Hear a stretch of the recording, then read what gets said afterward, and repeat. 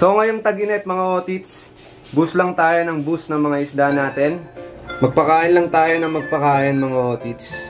Walang problema yan. Pero syempre mga otits, alagaan natin yung water quality, no? Kasi pag madumi yung tubig, yun, nako-constipated din yung mga isda natin. Kaya hindi sila makatae, hindi sila makapoops. So kaya minsan nagtataka kayo kapag tapos ng mag-water change, dun pa sila tumatae. Siyempre, malinis na daw yung tubig di ba? Tapos yun mga otits, sa mga gustong umorder ng Titonomics at mga dried up niya na fish food natin, yung mga in-order nyo dati sa Shopee at Lazada, message nyo lang ako. Murang-mura lang shipping fee, pwede tayong JNT, LBC, or Lalamove. Meron din tayong vitamins para sa mga isda at crayfish nyo. Salamat sa lahat ng sumusuporta, showers yun yung lahat. Explain ko lang kung bakit madalas nagti-tiktok yung mga isda nyo mga tito. Ayan, dito natin isample sa ivory na to. Ito yung ivory natin mga otits na lalaki. Bali, ito yung pinaka-breeder natin ng ivory. So, kitang-kita nyo naman, sobrang ganda talaga niya. Sobrang pogi pala. At half moon yan mga otits. So etong blue ivory mosaic na babae nating napili mga otits, half moon, okay na okay pa naman siya. So virgin na virgin pa to nung sinama natin sa tatay nila. At mapapansin nyo sobrang liit nila. Medyo lumaki na nga yan simula nung sinama ko sa tatay nila. At ito nabubus na natin yung paglaki nila. Basta syempre high quality yung pinapakain natin, high in protein na subok na sa market katulad ng Titonomics mga otits. Kahit gaano pa katanda tong breeder natin na male na to, ayan basta pag nag-flare yan mga otits, solid na solid pa rin. Solid na solid pa rin talaga yung tatay nila mga otits kung mapapansin nyo. Medyo sira-sira lang talaga yung mga pins niya kasi dala na ng katandaan yan. At syempre nabubugbog din to ng pinaka-breeder nating female. So kung makikita nyo pag nag-flare yan, ayan pag nag-flare yan, high dorsal talaga yan. At ang kulay niya talagang intense. Tapos half moon talaga yan. Pero kahit gaano pa katanda tong breeder natin na male na to, talagang nai-induce pa rin siya, ginaganahan pa rin siya mag-breed. Basta maganda nga yung pakain mo katulad ng Titonomics fish food at syempre yung water quality alagaan natin. So sigurado ako na itong mga female na nilagay nating virgin, ang nakasundot dyan itong father nila. Yan binalik nga natin tong dalawang female sa tatay nila para maging solid yung linyada natin. So sa mga kapwa-breeder natin dyan, pag porket nanganak na po yung mga breeders nyo, wag nyo pong ibebenta. Napakalaga po nyan mga otits. So ito, nangyari lang dito mga otits. Kung mapapansin nyo, medyo malaki ang tiyan nitong breeder natin na male. Kasi nga matanda na siya. At dahil binubus natin tong dalawang female, ito kasing dalawang female natin na to mga otits, bata pa. Mabilis pa yung panunaw, tsaka magalaw pa sila, Tsaka yung female kasi natin, nag-stretch kasi yung tiyan yan, di ba? Ilang fry nga ang kaya nilang ilagay sa tiyan nila, di ba? So, etong male natin na to, kaya malaki yung tiyan niya. Kapag yung isang trio mo, binus mo ng binus, kakain din ng kakain yung male natin. Pag gantong napapasobra na yung male natin, water change lang mga otits. Baka madumi lang din yung tubig natin, kaya hindi sila nakakapoops. Pag water change mo yan, sigurado magpupoops na yan, tatae na yan. Para maginhawaan din siya. So, ang gagawin natin dyan mga otits para hindi masyadong makakain yung male at maboost natin yung female natin ng pagkain. Pwedeng itong male natin, ihiwalay muna natin, lagay muna natin sa ibang lagayan. Tapos, yung female, pakainin natin ang Titonomics fish food para sila lang makakain. Ayan, para sila lang ang makakain. Para, syempre, mas maging eggy pa sila. Tapos, pagbalik natin ng male, ready na sumundot. At ma-fertilize yung mga itlog sa tiyan ng female natin. At para maiwasan din natin yung pag-tiktok.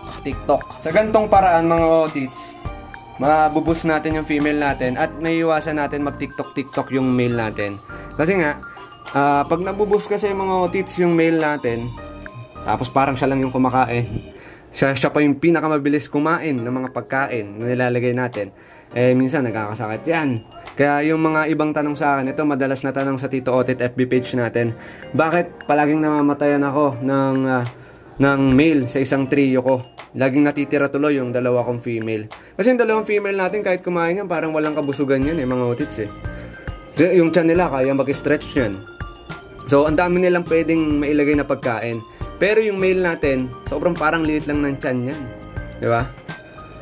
Tapos, kaya sila madaling nababloated, mga ganyan.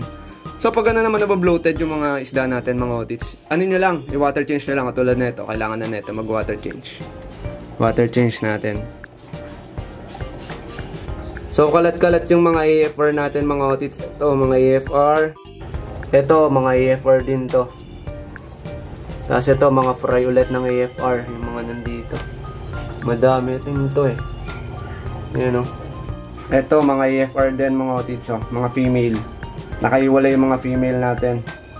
Tapos dito, mga AFR din to. Na crown tail to, mga otits ha. Yung sinasabi ko sa inyo yung koi jeans. Ayan o.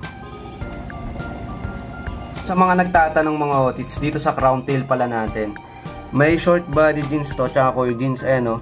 Kung mapapansin nyo, tignan nyo ang kanyang ulo, namumula-mula.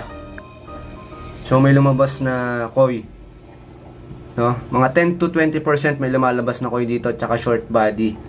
Pakalaking tulong sa akin ito, mga otits, kasi nung mga nakarang tag-ulan, syempre yung mga isda natin yan, stress, malamang, malamig eh. Pero ito, mga otits, nung nagtag-init na, ay ang laking tulong nito sa akin. Dahil sisinaga ng araw yung palaisdahan natin, pero hindi siya ganun kainit. Yung mga halaman natin, mga otits, buhay na buhay. Ayan o. Ano, tignan nyo, buhay na buhay o. Etong halaman na to, rare daw to, mga otits eh. Kusang tumatayo yan. Alam nyo kung saan lang nakasuksok yan? Walang lupa yan, mga otits. Pati yung ambulya, walang lupa din. Nandun lang siya sa sponge filter, pati yung mga potos na, etong potos nandun lang sa tubo, ayun, naguugat o. Maganda kasing sinag ng araw. Tignan nyo yung potos. Ayan o. Mga otits yung potos natin o. Ayan, naguugat-ugat na. Ang ganda kasi ng araw. Pasok ng araw dito sa palaisdaan. So, dalawa nagbe-benefits, mga otits, yung mga isda natin tsaka mga halaman. Kung napapansin nyo, gaya na sabi ko last vlog, walang masyadong isda dito sa 13. Pero doon, sa ano natin, sa extended farm, marami tayong pang-out. AKRE, galwing, mga swallow. Marami ivory, meron din. Marami tayo dong pang-out, mga otits. Tapos ito, mga otit, ibo-voice over ko na lang. Bali, ito, pina-video ko lang to. Galing to sa extended farm. Pang-out na rin to, mga otit. Di na rin kasi ako pala post, pero may pang-out pa tayo ditong bluegrass na natitira. So, ayan pa. Ito pa, mga otits, albino full red, mga tito. So, meron tayong full red na crown tail. Meron din tayong delta tail. So, ito naman yung itsura ng mga babae niyan. Grabe. Ang kaganda. Chika baby, mga babae niyan, mga otits. Tapos meron din tayo, mga otits, walang kamatayang ABT. So inquire lang kayo sa Tito Otit FB page natin. Nandyan yung link. Ayan, message nyo lang ako. Alaman natin, oh, green na green. Ito po. Semi-outdoor tayo, mga otits. Pero maganda yung tubo ng mga halaman natin. Tapos yun, snake skin koi, short body. Meron pa tayong pang-out. Isang pares. Ay, dalawang pares, mga otits. Pag umuwi yung isa, mamaya, isang pares na lang. Walang laman, mga tito.